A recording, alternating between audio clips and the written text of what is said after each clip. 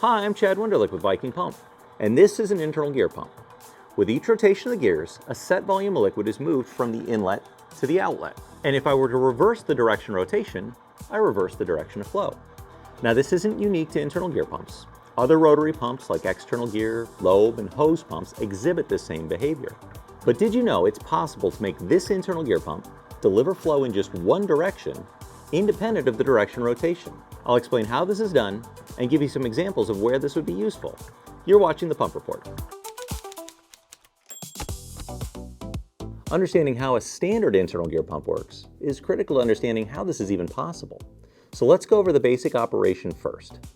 As I turn the shaft, I turn the outer gear called a rotor. Inside the rotor is a second driven gear called an idler.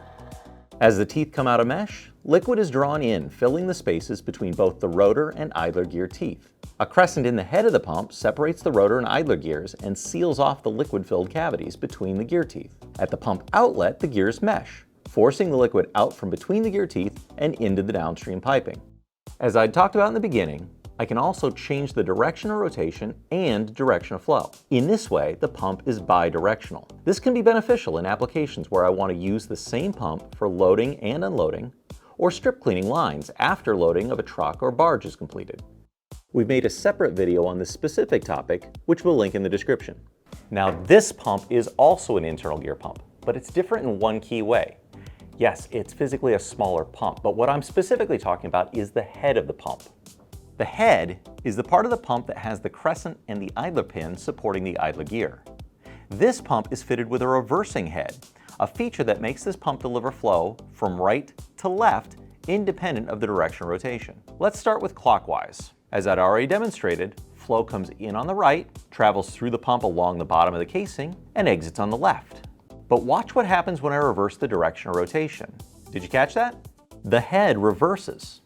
The crescent is now on the top, and the idler gear is now at the bottom. The flow is still coming in on the right, but now it travels through the pump along the top of the casing, exiting at the left. Direction of rotation is changed, but the reversing head allows for the direction of flow to stay the same.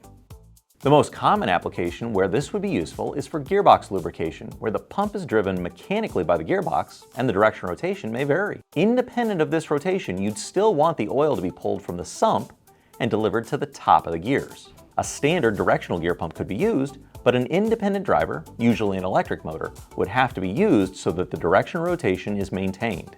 And this reversing feature would not be limited to crescented internal gear pumps. Gerotor pumps can also be made with reversing features to provide this same directional flow benefit.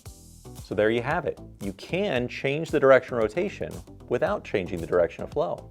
To learn more about internal gear pumps or to view other pump reports, please visit our website at vikingpump.com.